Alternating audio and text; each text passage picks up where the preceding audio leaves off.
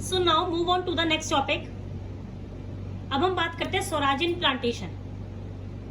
Again I am repeating the same thing. सबके तरीके अलग अलग थे, सारे लोगों के स्ट्रगल्स करने के तरीके अलग अलग थे, लेकिन all of them had a common motive for getting Swaraj. All of them wanted Swaraj और फ्रीडम। तो अब हम जिस बारे में बात करने वाले हैं, ये स्टोरी जो है वो स्टोरी है असम की।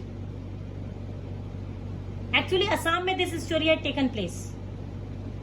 अब जो असम के वर्कर्स थे वो भी अपने लिए फ्रीडम चाहते थे, लाइक एवरीबडी, लेकिन everybody has a different meaning of freedom, like everybody has a different meaning of Swaraj, right. तो इनके लिए फ्रीडम का मतलब क्या था? इनके लिए फ्रीडम का मतलब था टू मूव अराउंड फ्रीली। वो एक्चुअली 4 दीवारी में बंद थे and they wanted to move out that area जिनमें वो क्लोज थे, off that particular confined place in which they were enclosed. So इसका बेसिक मतलब क्या था? इसका बेसिक मतलब था कि वो चाहते थे कि अपने विलेजेस में जाने के लिए उनको अलाउ कर दिया जाए। वो भी चाहते थे कि वो अपने घर वालों से मिल पाए, all of that these things, but they were not allowed to do that because एक एक्ट था, the Inland Immigration Act of 1859। So according to this particular act, Inland Immigration Act of 1859, students please learn that year, in which year this act was passed. So according to this particular act, Inland Immigration Act of 1859, जो workers थे, जो tea plantation workers थे, they were not allowed to leave the tea plantation without any permission. और rarely उनको permission मिलती थी, मतलब as such उनको permission वैसे तो मिलती ही नहीं थी किसी को अपने villages जाने की, बट अगर कभी परमिशन मिली तो इन रेयर सिचुएशन।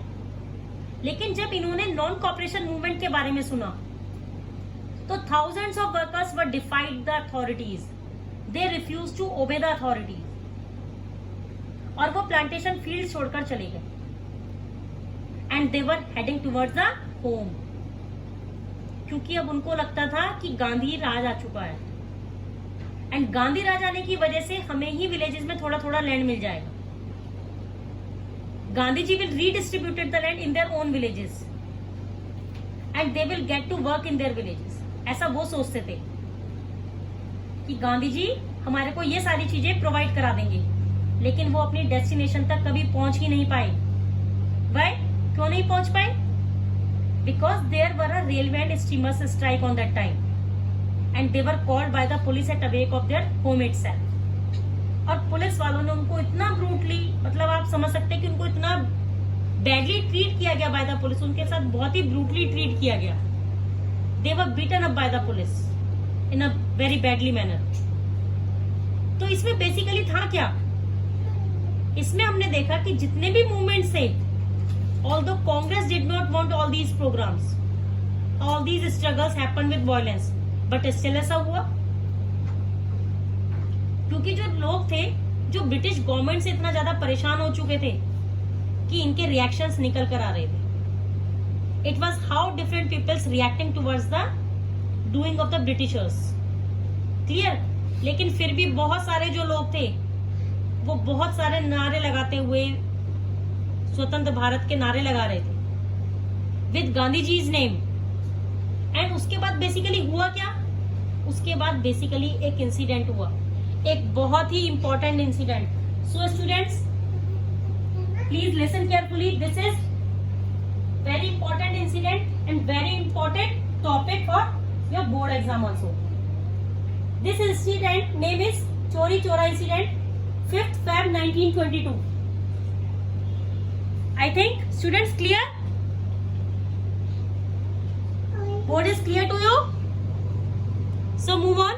एक बहुत ही इंपॉर्टेंट ये इंसिडेंट था, which was it called the चोरी चोरा इंसिडेंट। चोरी चोरा जो इंसिडेंट था, it happened on 5th of Feb 1922। अब इसमें बेसिकली था क्या? चोरी चोरा इंसिडेंट एक जगह का नाम है इन गोरखपुर। तो यहाँ पर बहुत ही पीसफुल डेमोन्स्ट्रेशन चलती थी इन बाजार्स, और वो suddenly it turn into a violent clash with the police. अब जब पुलिस वालों ने देखा that they were actually, police वालों को पहले पता नहीं था क्योंकि वो क्या कर रहे थे, वो पीसफुली डेमोन्स्ट्रेशन कर रहे थे।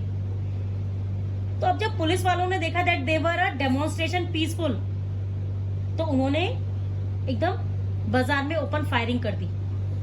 इन रिटेलिएशन, अपने आप को बचाने के लिए, डिफेंड करने के लिए, सब चीजें देखकर उन्होंने ऑब्वियसली डिफेंड में कुछ ना कुछ तो करना ही था। तो डेमोन्स्ट्रेटर्स ने भी अटैक कर दिया। उन्होंने चोरी चोरा के एक पुलिस स्टेशन में आग लगा दी। They had set fires to the police station in Chauri Chaura, and उसमें there were 22 policemen and 3 civilians जो मर गए थे, दे वर किल्ड। और इसको देखकर कि such violent things are happening, Gandhi ji was totally against violence. तो इसको देखकर Gandhi ji has called off a halt to non cooperation movement, and finally February 1922 में he had called off the non-cooperation movement. Clear? So students, this topic is also over, and that's all for today. I hope this topic is so much clear to you.